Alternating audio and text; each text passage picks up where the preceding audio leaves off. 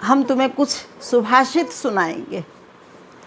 सुभाषित का मतलब जानते हो? बहुत अच्छी अच्छी बातें हैं इसमें, नीति से युक्त, नीति संबंधी, है ना। और ज़िंदगी में कैसे रहना चाहिए, नियम कानून कैसे होने चाहिए, विद्या से संबंधित शिक्षा, ऐसी शिक्षाएं दी जाती हैं उन्हें। तो मैं सुनाऊं? सुनो।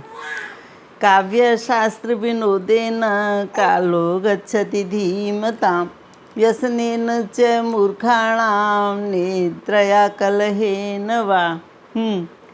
पता है, धीमता माने बुद्धिमानों का समय जो है वो काव्य और शास्त्रों को पढ़ने पढ़ाने में बीतता है, और मूर्ख लोगों का समय नींद में, सोने में, लड़ाई झगड़ा करने में और बुरी बुरी आदतों में बीतता है। इसलिए तुम्हें कैसा बनना है? हमें बुद्धिमान बनना है, हमें अच्छी अच्छी किताबें पढ़नी हैं, है ना, अच्छे अच्छे शास्त्र पढ़ने हैं, ऐसे समय बिताना है।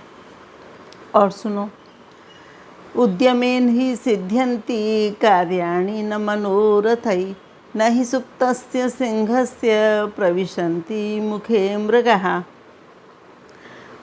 सब जितने भी कार्य होते हैं वो परिश्रम करने से ही सफल होते हैं। मेहनत करने से ही सब कार्य सफल होते हैं। केवल मन में इच्छा करते रहो कि हमारा ये काम बन जाए, हैं, और काम करे ना, तो उससे कोई काम नहीं बनता है। जैसे शेर होता है ना, वो सोता हुआ होता है और सोते हुए शेर के मुंह में उसका शिकार नहीं आता। वो शिकार करता है, घूमता है, फिरता है, ढूंढता है शिकार को, तब जो है उसको शिकार खाने को मिलता है। ऐसे ही हमेशा मनुष्य को परिश्रम करना चाहिए, परिश्रम से ही कोई कार्य सफल होता है। आया समझ? और सुनो, सत्यम ब्रूयात् प्रियम ब्रूयात्, न ब्रूयात् सत्यम अप्रियम, प्रियम च नानृतम ब्रूयात्, देश धर्म सनातन। सच बोलना चाहिए और प्रिय बोलना चाहिए। न ब्रूयात् सत्यम अप्रियम, लेकिन अप्रिय सत्य यानी कड़वा सत्य नहीं बोलना चाहिए। और कैसा? प्रियम च नानृतम ब्रूयात्, अनृतम माने झूठा, प्रिय मीठा झूठ नहीं बोलना चाहिए। यही सनातन धर्म है समझ? और सुनो,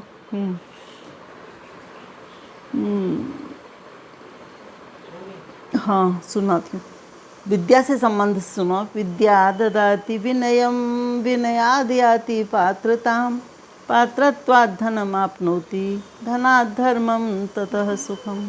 विद्या से नम्रता आती है, नम्रता से योग्यता आती है, योग्यता से धन प्राप्त होता है, और धन से धर्म प्राप्त होता है। उसके बाद सुख की प्राप्ति होती है। इसलिए सब का कारण विद्या है। अगर विद्या आती है तो सुख मिलता है। इसलिए विद्या हमेशा प्राप्त करनी चाहिए, विद्या से वंचित नहीं रहना चाहिए। इसलिए तुम भी विद्या पढ़ोगे ना। और सुनो, विद्वत्त्वं च नृपत्वं च नैव तुल्यं कदाचन, स्वदेशे पूज्यते राजा, विद्वान सर्वत्र पूज्यते। विद्वत्त्वं च नृपत्वं च, विद्वान और नृप माने राजा होना एक जैसा नहीं होता, समान नहीं हो सकते, क्योंकि विद्वान जो है वो सब जगह पूजा जाता है और राजा केवल अपने देश में ही पूजा जाता है। और देखो विद्या का कितना महत्व है। क्या कहते हैं? अपूर्वः कोपि कोशोऽयं विद्यते तव भारती, व्ययतो वृद्धिम आयाति क्षयम आयाति संचयात्। हे भारती, हे सरस्वती, कोई कह रहा है विद्या से, विद्या को संबोधित करते हुए, कि तुम्हारा खजाना जो है बड़ा ही अनोखा है, बहुत विचित्र है। क्यों? क्योंकि और जितने खजाने होते हैं और कोष यानी धन संपत्ति, धन दौलत, वो तो खर्च करने से घटते हैं, लेकिन तुम्हारा खजाना ऐसा है कि कितना भी खर्च करो, जितना खर्च करते हैं उतना ही बढ़ता जाता है। तो ये है ना कोष, अनोखा कोष है, अनोखा खजाना। ठीक, हाँ। और सुनोगे?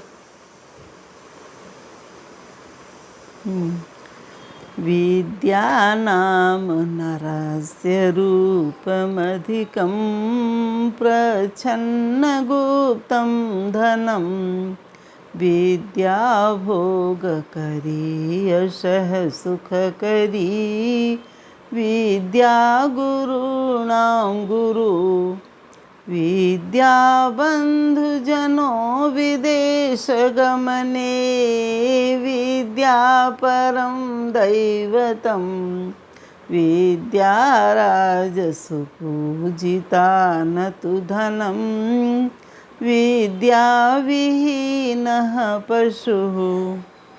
विद्या मनुष्य का रूप है, सौंदर्य है, और प्रच्छन्न यानी छिपा हुआ धन है। विद्या भोग कराने वाली है, यश देने वाली है, सुख देने वाली है, और विद्या गुरुओं का भी गुरु है। विद्या सबसे बड़ा देवता है। विद्या राजसु पूजिता न तु धनम। विद्या जो है राजाओं में पूजी जाती है, धन नहीं पूजा जाता। और विद्या से रहित मनुष्य जो है वो पशु के समान होता है। इसलिए हमेशा विद्या पढ़नी चाहिए।